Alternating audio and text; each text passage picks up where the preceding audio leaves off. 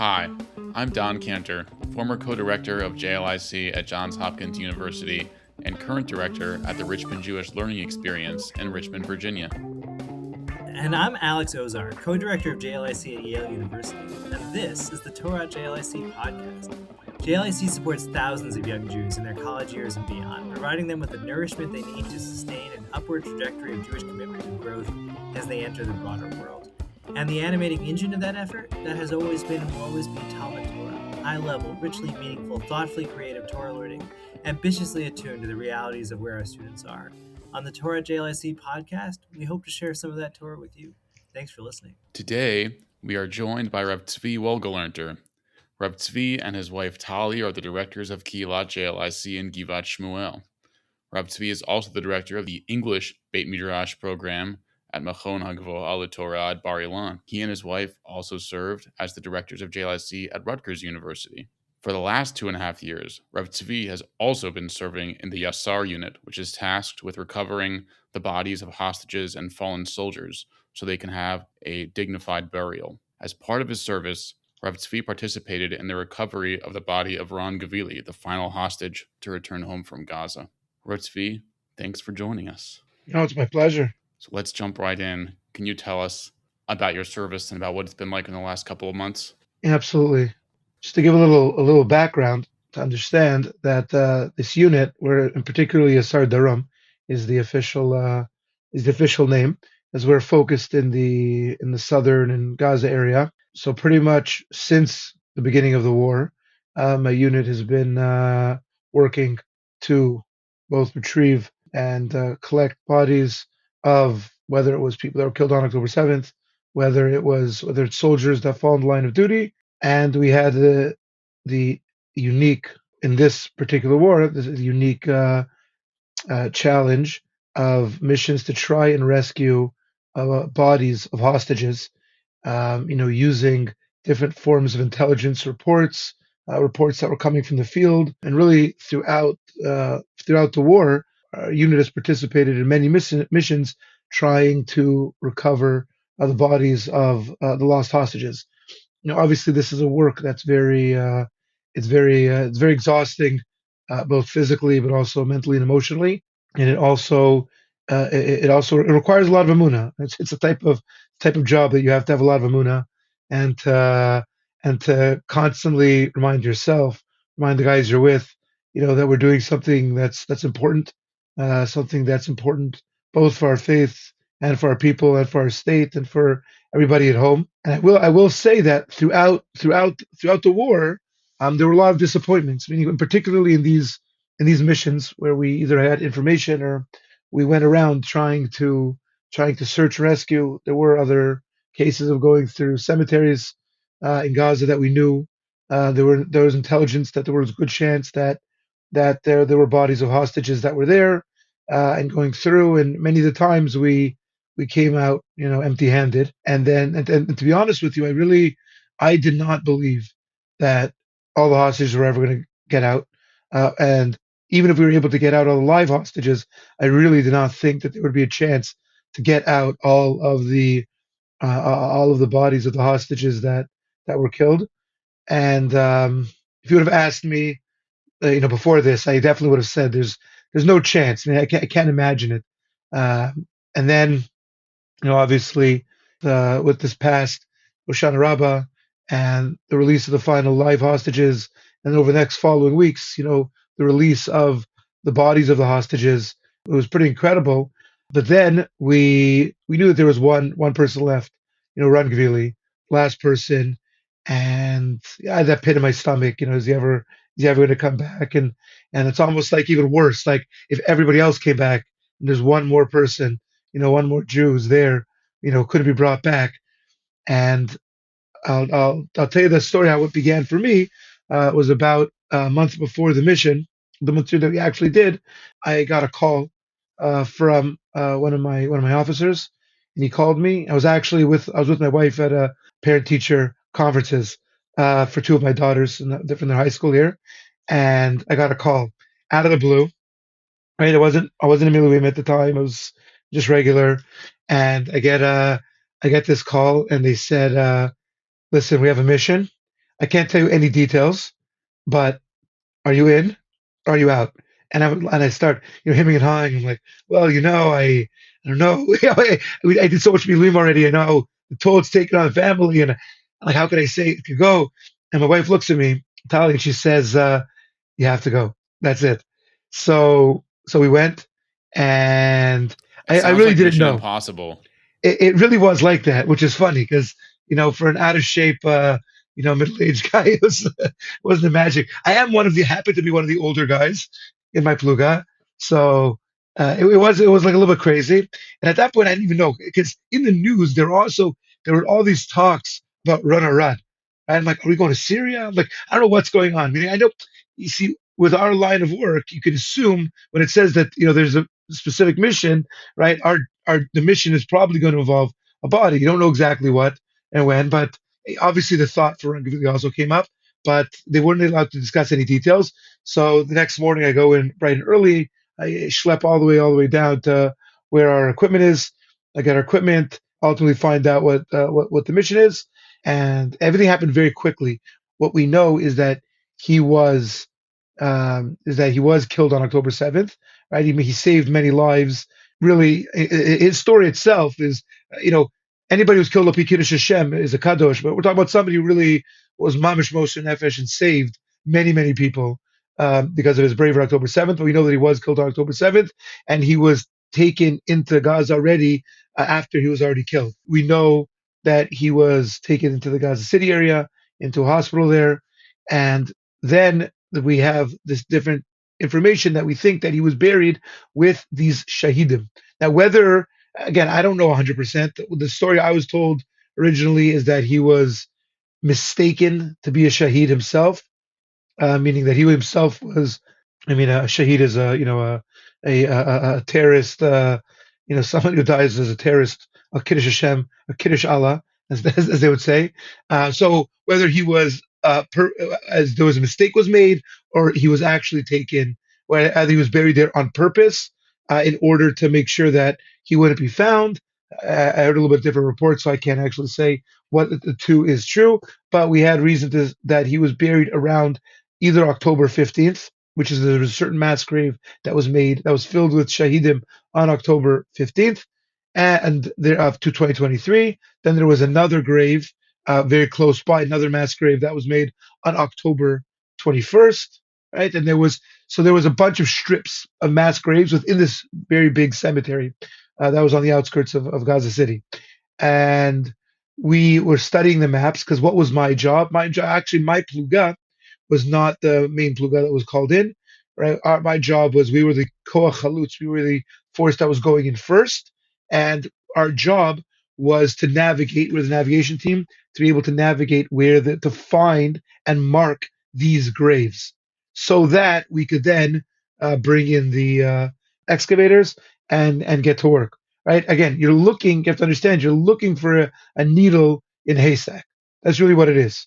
Right, it's a cemetery with thousands and thousands of bodies, right? We are looking for particular mass graves where it's possible that he was buried in, based off of our knowledge. Now, just to understand the complexity of the situation, is that there was a mass grave that they made, filled for Shahidim and him, and then they buried more people on top of that mass grave.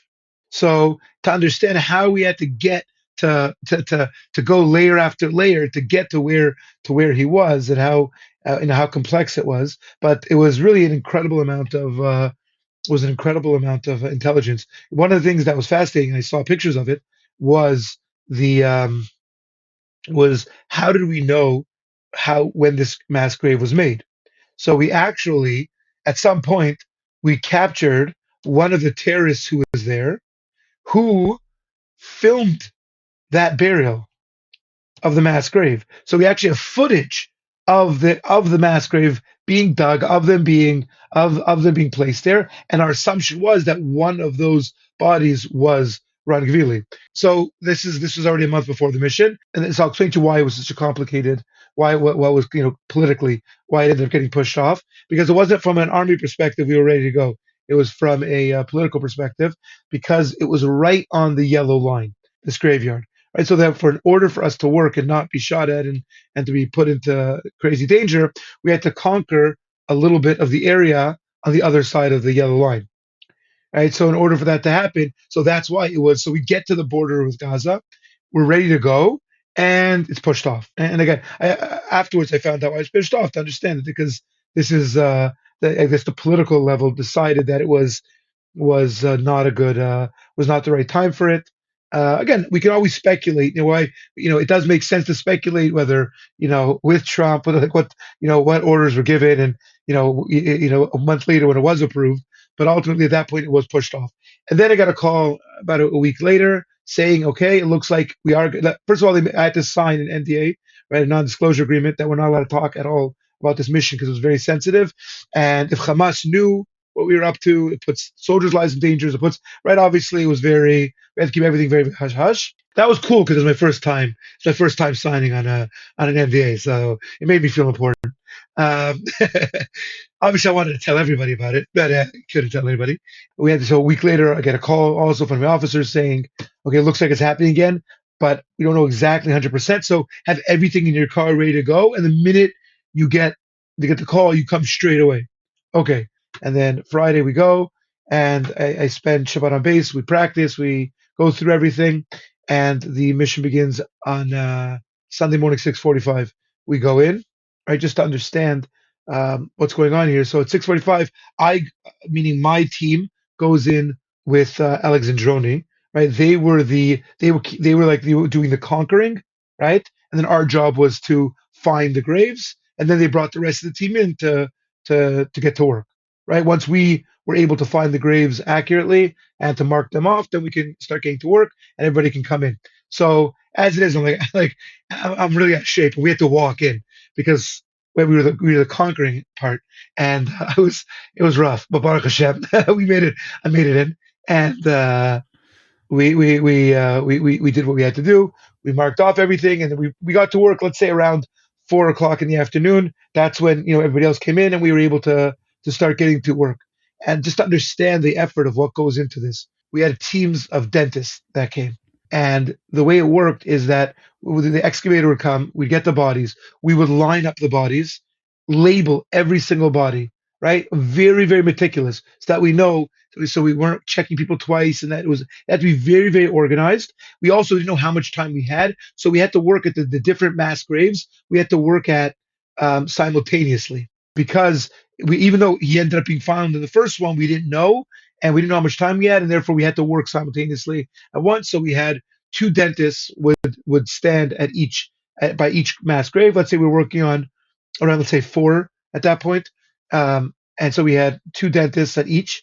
They would check first initially. We would find the mouth, the teeth. They would look. They would either be able to say right away, this is not him.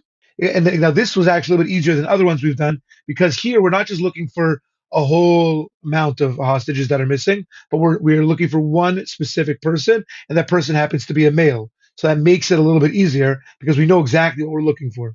So they were able to say, right, like they were either able to say, this is for sure not him, or we're not sure. If we were not sure, then we would put the body onto a stretcher, carry them to a position that was set up that had there an X-ray and had more equipment to be able to do more of testing. Right? We would then wait. They would do the testing. Took a couple of minutes, and then, as I said, they would say this is not him. Okay. Once they said it's not him, we would then bring the body back in line and then continue forward. In addition to that, it's just crazy how much effort was put in. In addition to that, they also brought in an archaeologist. Sorry, not an archaeologist, uh, a anthropologist. They brought an anthropologist who was a bones expert, right? And what he did, and what that was if we found, again, we didn't know how we were going to find him. Is it going to be whole? Is it going to be partial? Is it going to be what were we going to find? We don't know.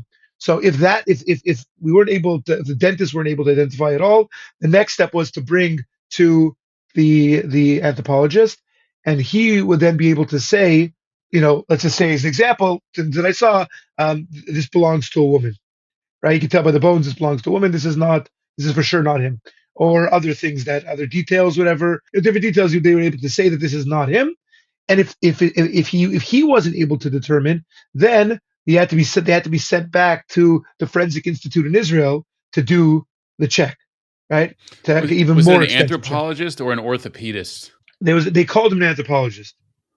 They called him an anthropologist because they're because I guess it's I don't know. It's a good question. That's what he was an anthropologist. That's what they called him.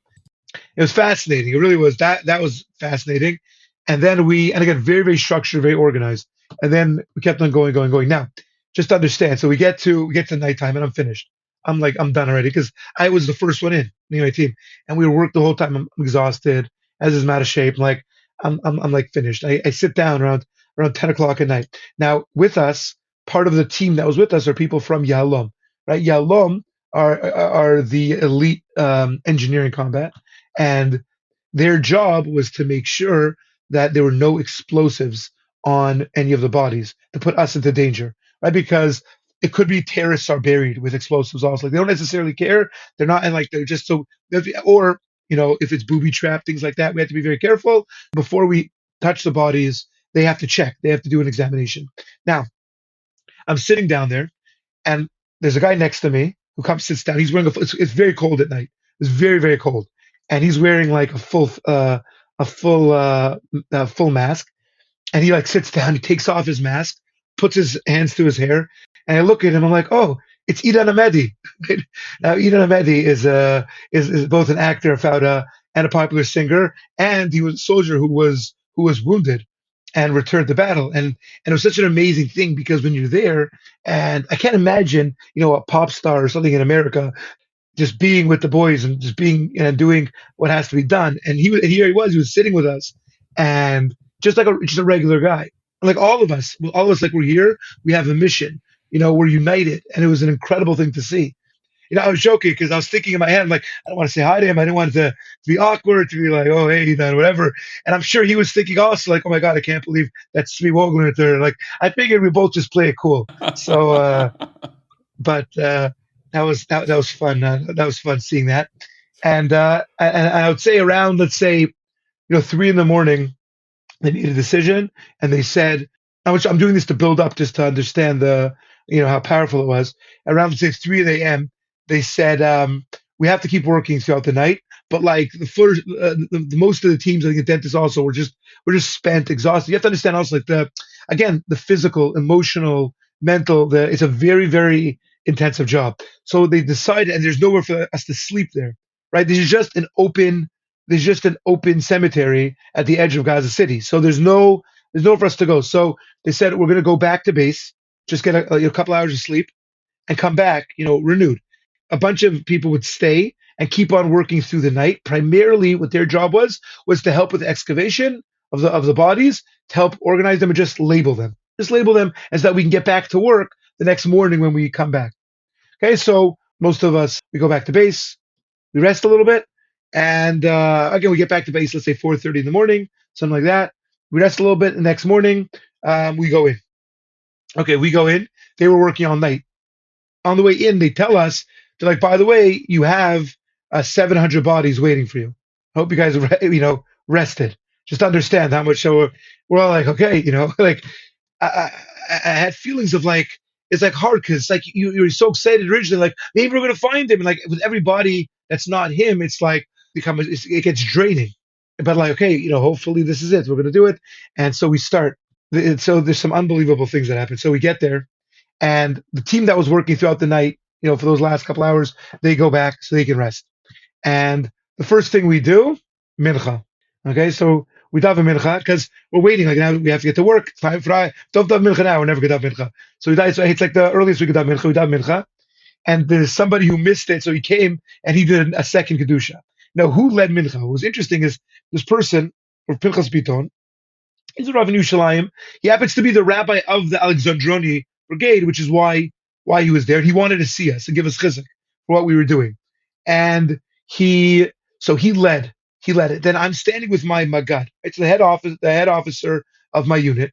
I'm standing with him, and this rabbi comes over. Now again, I'm a rabbi, but I'm not a rabbi in my unit, right? I'm just a regular. I'm very strict about that. Also, I'm one of the boys, right? I'm just one of the guys. I'm there to help. I mean, yeah, then people know I'm a rabbi, so if they have questions, but I'm not. That's not my job. His job is he's a rabbi of a unit, not of our unit, but of unit. And he comes and he starts. He's trying to like strengthen us. And he's telling them a God. He says to them, listen. And he's talking about the parsha, right? The parsha was B'Shalach and Moshe taking Atzmot Yosef, and he says B'Schut, taking Atzmot Yosef. And the fact that you just said two kedushas, I'm telling you. So he said, I'm telling you, within 3 hours, we're finding Ron. I'm telling you, I know it. We're gonna find him. Tzaddikim are here. We're working hard. What you guys are doing is amazing. We're gonna find him. And we're like, okay, right? And I will say that within an hour we found him, which is pretty crazy. But it was just like the whole atmosphere. So now here's the story. So we get back to work. Now at that point, his body was already excavated, but we didn't do the checking yet. Right? We have to do the checking. So they actually sent me to another area to help prepare more bodies for the night shift because we had to keep working, and if it was going to be dark, they wouldn't be able to work as clearly. So we had to organize it. So I'm there working with other bodies, but very very nearby. And then I see there's commotion that's starting by the dentist area, and you can't not notice it. And then more people are coming, and more. And I'm like, okay, but they don't want to tell us. They also, first of all, they don't want it to leak. It's so critical that it doesn't leak, so that the family finds out about it first, and so that just there's a secret element of it. And number two, they want us to keep on working because we don't know. It's not guaranteed, and there's so many bodies to go through. There's so much work to do, and we don't know how much time we have. It's very delicate.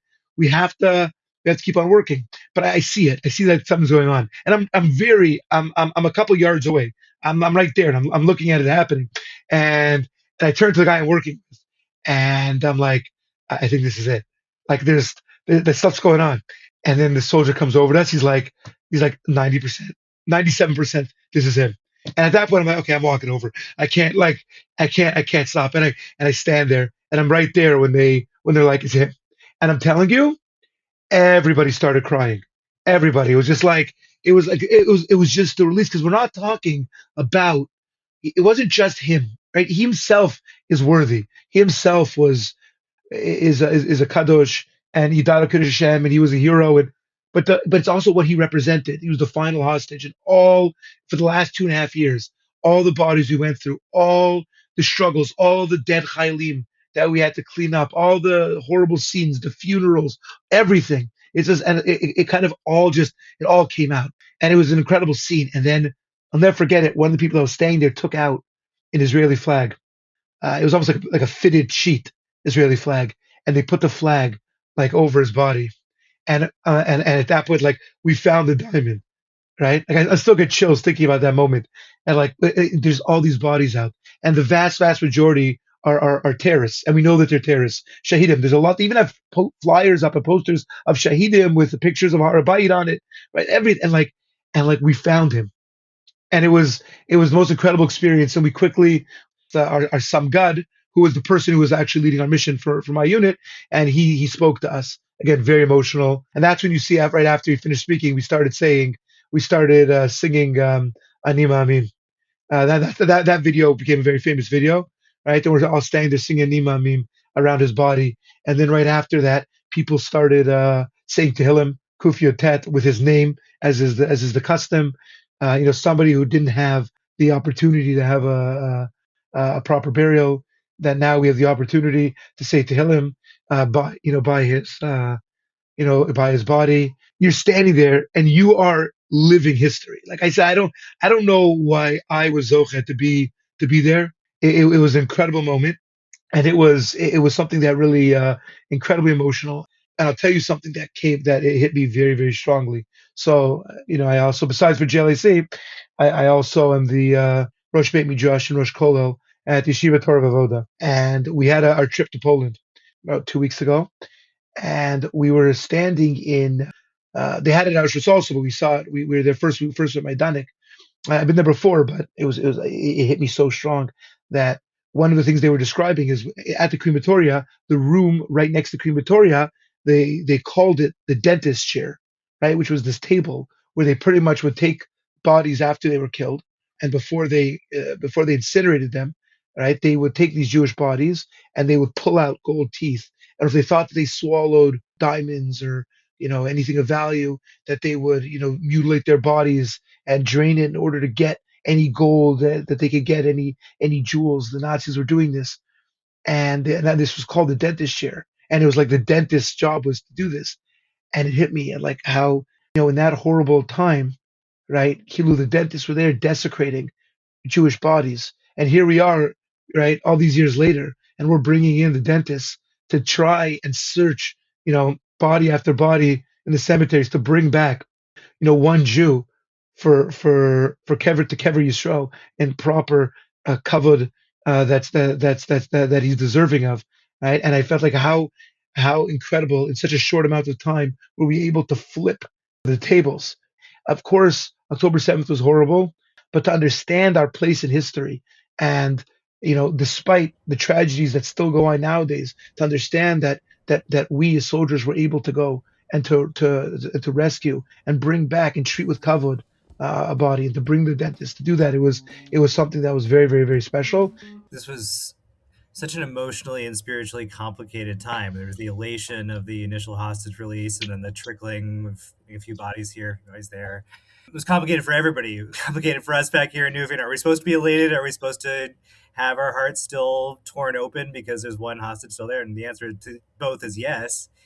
And for you, was this added layer where you were leading this double life. Everyone around you is in one reality and you're in another. You're the Rav of a Kehillah and you're responsible for their spiritual and emotional states. And I want to hear about that dynamic where you are balancing between what you know and your experience and what they need to feel, what they need from you. I want to hear what that was like, and also, what Torah are you drawing on in those moments, and how are you leading your community? I can tell you what I did in my perspective.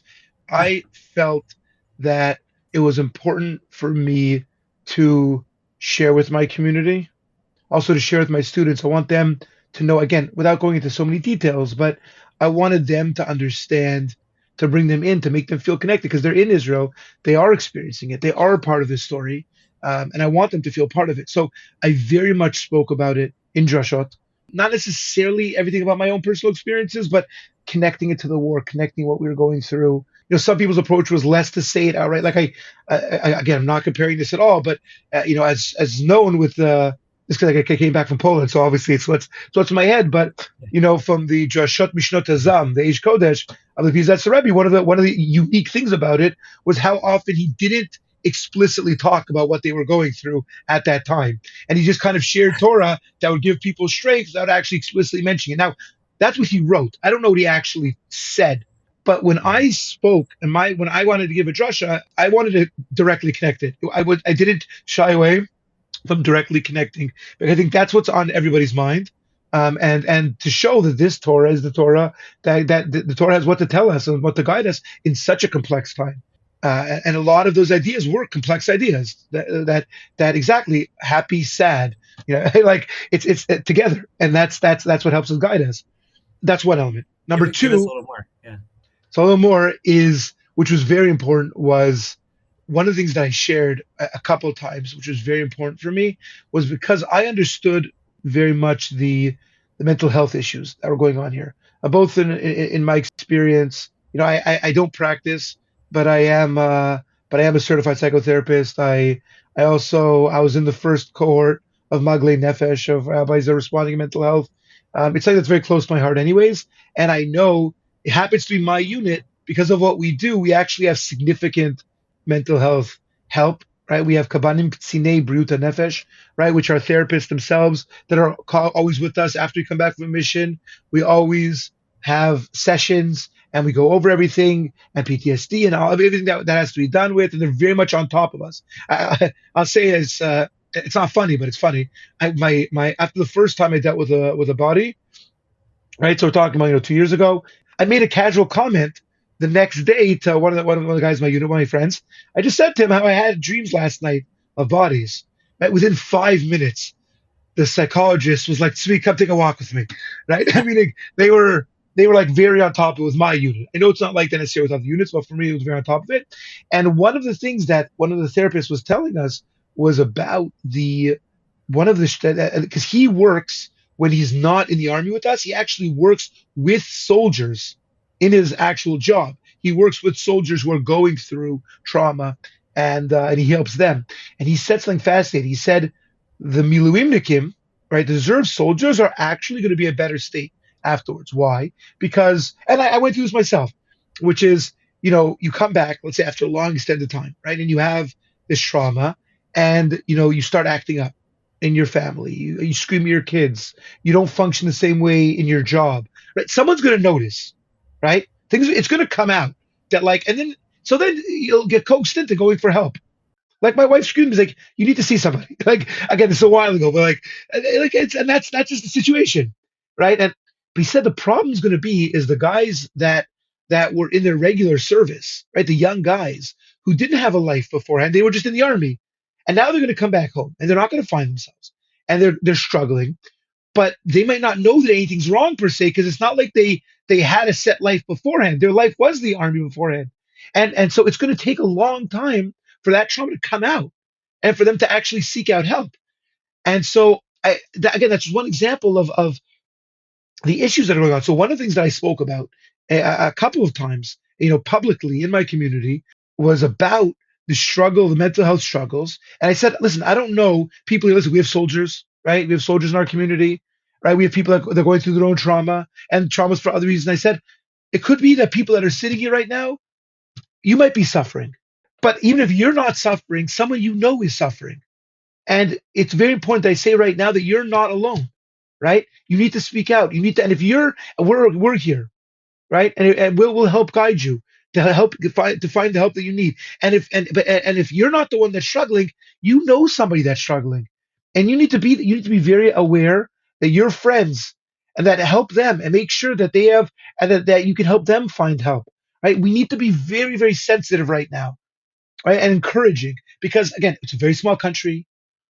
A lot of us know each other. So even if I'm not affected, my friend is, someone that I know is. And one of the opportunities of being a Rav Kila in this situation is that, I had people in my community that they went through trauma. They were soldiers. They went through traumas and they actually felt comfortable coming to me because they knew, first of all, I spoke very openly about it, and they knew what I went through. They knew that I can understand them. Obviously, I can't understand exactly each person, but I have a reference more than for other people, and they felt comfortable coming to me, and that was really an incredible experience because of my position, I was able to help give advice and guide people in that, which was fascinating.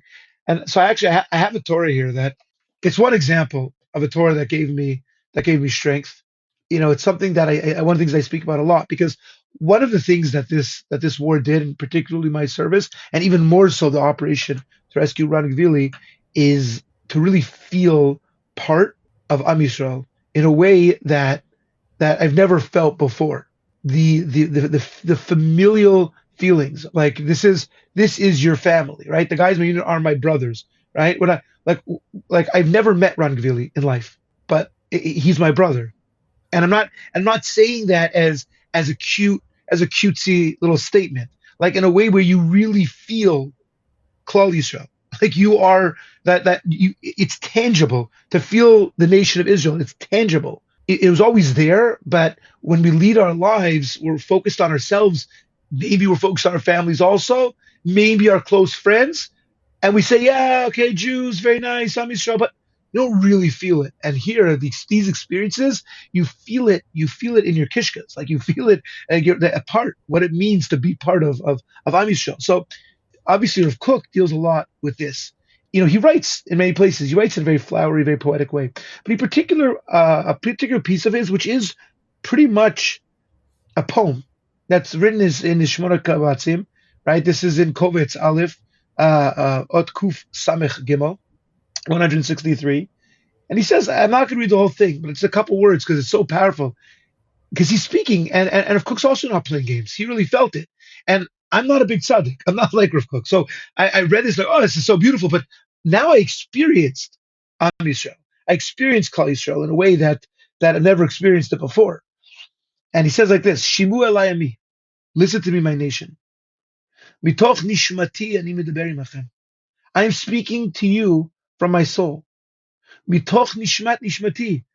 from the soul of my soul. And this is connected because Cook also has this idea of Nishmat Yisrael, that all of us, the Jewish people, besides for our each individual soul, we also have a national soul, that we are, meaning metaphysically, we are connected. And that's how our actions affect each other in ways, because the Jewish people has a special spiritual connection that exists. There's a connection of life that I'm connected to you with.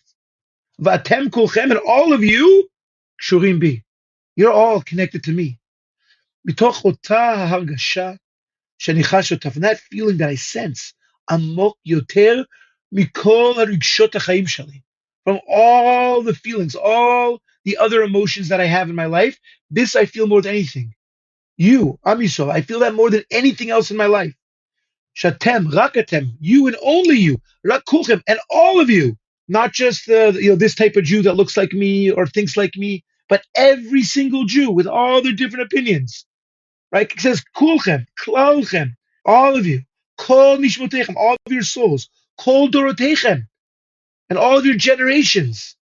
Rakatem, hinchem tochen chayei, only you are the content of my life. Bachem ani chai. In you I live. Bachem, chativa kolot shel kulchem, in the complete group of you. Yesh lechayai, and my life has oto tochen shu karei chayim. It's called life. It's only called life because I'm connected with all of you. So I'll stop here with the fucker. He goes on with the rest of the piece. It's very, very powerful. But it's flowery and beautiful, but I didn't really understand it. I didn't really sense it until this war, and particularly until the missions that I did, because you're understanding that you're risking your life to bring back a body, but that family, right? Like that's my family, right? That's my family that I'm going to, and all of us are doing it together. And it was many different types of soldiers from different walks of life, different backgrounds, and the way we cried when we found him, and we were hugging each other. I can't. These were the feeling of Am Yisrael, the feeling of Klal Yisrael. And so, with all of the tragedy, with all the sadness, with all the tears that we've experienced, it's something I can give over to my community, is this understanding that we now have an opportunity to feel what it means to be part of Am Yisrael more than we ever had before. So yes, with all the tragedy, with all the hardships, that is something very positive that we can take from this, and that's what's needed, because all this started when this country had friction like I've never experienced before. Right? It felt like we were on the brink of civil war, and there's still so much fighting, and it just, when you're in these positions, it's all politics. And who cares? Who cares when you're, first of all, when you go to war, when you're with guys, when your life is at risk, when your enemy is shooting mortars at you, and you have to dive into bodies to protect yourself. None of those political arguments matter. Judicial system this way. Again, and I'm not saying those aren't important issues, but it's like it's all of the klipot, right? All the shells, the husks that are covering, it all falls away, and you realize, like, this is my brother, right? And it doesn't matter how they look or what they believe, and we're all one mishpacha. And we talk about it like that, but I can't say that I ever really felt it until now. And that was the ultimate gift, and especially with this, where we found him. I've never had that experience of feeling Am Yisrael and Klal Yisrael. And I will tell you this, and I guess I'll finish my long speech of this, but I always knew that we were going to win, the Jewish people. And the reason why I say is not, obviously we know, and Hashem is Shomer Yisrael and everything, but our unit doesn't exist in any other army in the world. Right? Meaning, the fact is that we have so much covered for each soldier. Right? Lo Aleinu, a soldier gets blown up, to make sure every piece, every body part comes back and gets a proper burial. Right? That a family has a grave to go to. The extent that we go to, the fact that we risk our lives to understand that's so critical. The amount of effort that we go through, and the fact that everyone felt it. I mean, there was an elation in the country when we brought him back. Right? It was an elation. It was everybody felt part of that. That this is our brother coming home. Right? That is something that is so unique. And I said that is the power. That is the koch of the Jewish people. And so, Bezrat Hashem, we could take, the tragedy and the suffering, right, of this last war, but and we could take some positive things from it. We could take the fact that that Am Yisrael is stronger than ever, right? Our pride is stronger than ever, right? Our love for each other is, even though we fight, and there are things there's what to work on, and we're allowed to have disagreements, and disagreements are beautiful. But at the end of the day, to recognize that we really are a family, and that we feel it, and we really do care. And when push comes to shove, right, when the moment calls, we all step up. I'm not unique.